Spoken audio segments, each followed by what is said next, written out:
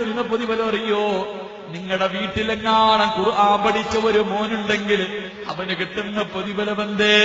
അവൻ എപ്പോഴല്ലാനോട് ദുആ ചെയ്താലും അവന്റെ ദുആ റബ്ബ് സ്വീകരിക്കുമെന്ന് നബിയുനാ റസൂലുള്ളാഹി.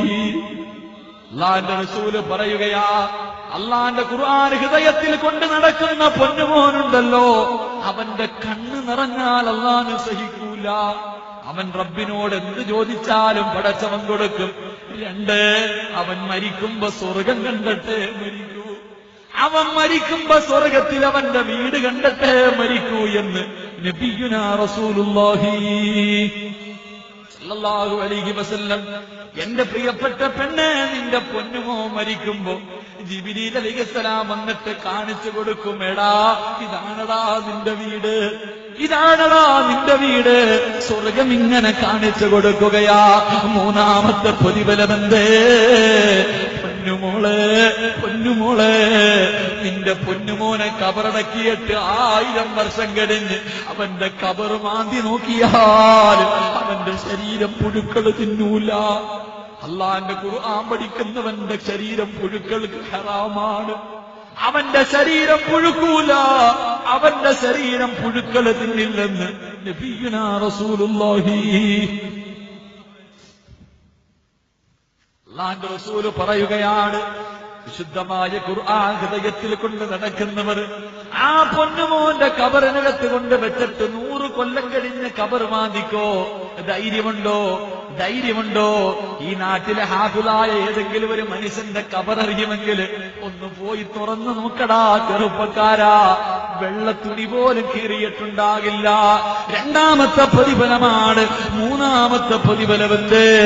അവൻ നാളെ കബറിനകത്ത് നിന്ന് എഴുന്നേറ്റ് പോകുമ്പോ, അവൻ നാളെ കബറിനകത്ത് നിന്ന് പടച്ചവന്റെ മുന്നിലെത്തുമ്പോ അല്ലാഹ് അവനോട് പറയുമ്പോ, യദ്ഖുലൂനൽ ജന്നാ ബിഗൈരി ഹിസാബ്. എന്തേടാ നീ നിസ്കരിക്കാനത്? എന്താ നീ അങ്ങനെ ചെയ്തത്? അവനോട് റബ്ബ് ചോദിക്കില്ല. അല്ലാഹുവിന്റെ പരിശുദ്ധമായ ഖുർആൻ പഠിച്ച പൊന്നുപേർ, അവന് വിചാരണയില്ല, അവന് ഹിസാബില്ല. അവന് സ്വർഗം കാണിച്ചു കൊടുത്തിട്ട് അല്ലാഹു പറയുവടാ, ഈ കാണുന്ന സ്വർഗത്തിന്റെ ഏത് വാതിലിലൂടെ വേണമെങ്കിലും കടന്നു പൊക്കോ. എന്റെ പ്രിയപ്പെട്ട പെണ്ണ്, നിന്റെ വയറ്റത്ത് പിറന്ന ഒരു പൊന്നുമോനെയെങ്കിലും നിനക്ക് ഹാബിലാക്കിയ അവനിങ്ങനെ നടന്ന് നടന്ന് സ്വർഗത്തിന്റെ കവാടത്തിന്റെ മുന്നിലെത്തുമ്പോ ഋതുവാനെന്ന മലക്ക് സലാം പറഞ്ഞ് കവാടം തുറന്നു കൊടുക്കുകയാണ്. വലതുകാല് വെച്ച് സ്വർഗത്തിൽ കയറി. പക്ഷേ തിരിഞ്ഞു നോക്കുമ്പോ അവന്റെ മാതാപിതാക്കൾ കിടന്ന് കരയുകയാണ്.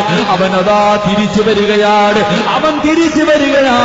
പൊട്ടിക്കരഞ്ഞുകൊണ്ട് റബ്ബിന്റെ മുന്നിലേക്ക് കടന്നു വരികയാണ്. അല്ലാഹു ചോദിക്കുന്നു, എടാ നിനക്ക് സ്വർഗം തന്നല്ലോ, പിന്നെ എന്തിനാ കരയുന്നത്? പിന്നെ എന്തിനാ കരയുന്നത്? അല്ലാഹുവേ, എന്റെ വാപ്പയും എന്റെ ഉമ്മയും എന്റെ മക്കളും എന്റെ കൂടപ്പറപ്പുകളും ഇവരെല്ലാം നരകത്തിലേക്ക് പോകുമ്പോ എനിക്കെങ്ങനെയാ സ്വർഗത്തിൽ പോകാൻ കഴിയുന്നത്? എനിക്ക് ജന്മം തന്ന എന്റെ വാപ്പ, എന്നെ പൊന്നുപോലെ കൊണ്ടു നടന്ന എന്റെ ഉമ്മ, ഇവരെ നീ നരകത്തിലേക്ക് വലിച്ചെറിയുമ്പോ എനിക്ക് സ്വർഗം വേണ്ട അല്ലാ, എന്നെ കൂടെ നരകത്തിലേക്ക് വലിച്ചെറിയണേ എന്ന് റബ്ബിന്റെ മുന്നിൽ കിടന്നുകൊണ്ട് കരഞ്ഞുകൊണ്ട് പറയുമ്പോ അല്ലാഹു അവനോട് പറയും, മോനെ കരയല്ലേ, മോനെ കരയല്ലേ. എന്റെ ഖുർആനെന്ന് തുറന്നു നോക്കാൻ സമയമില്ലാതെ എത്രയോ മുസ്ലിമീങ്ങൾ ദുനിയാവിന്റെ തൊലിക്ക് മുകളിലൂടെ നടക്കുമ്പോ അല്ലാഹുവിന്റെ ഖുർആൻ ഹൃദയത്തിൽ കൊണ്ടു നടന്നവനാ. അതുകൊണ്ട് പൊന്നുമോരെ, പൊന്നുമോരെ, നിനക്കിഷ്ടമുള്ളവരിൽ 40 പേരുടെ കയ്യിൽ പിടിച്ച് സ്വർഗത്തിൽ കൊണ്ടുപോകാ അല്ലാഹു അവൻ അവസരം കൊടുക്കുമെന്ന് നബിയുനാ റസൂലുള്ളാഹി. അല്ലാഹുവിന്റെ പരിശുദ്ധമായ ഖുർആൻ മുഴുവനും കാണാതെ പഠിച്ച ഒരു മകന് 40 പേരെ സ്വർഗത്തിൽ കൊണ്ടുപോകാനുള്ള ഭാഗ്യമുണ്ടെന്ന് നബിയുനാ റസൂലുള്ളാഹി സ്വല്ലല്ലാഹു. അല്ലാഹു നമ്മുടെ മക്കളെ ഹാഫിളീങ്ങളാക്കി തരുമാറാകട്ടെ.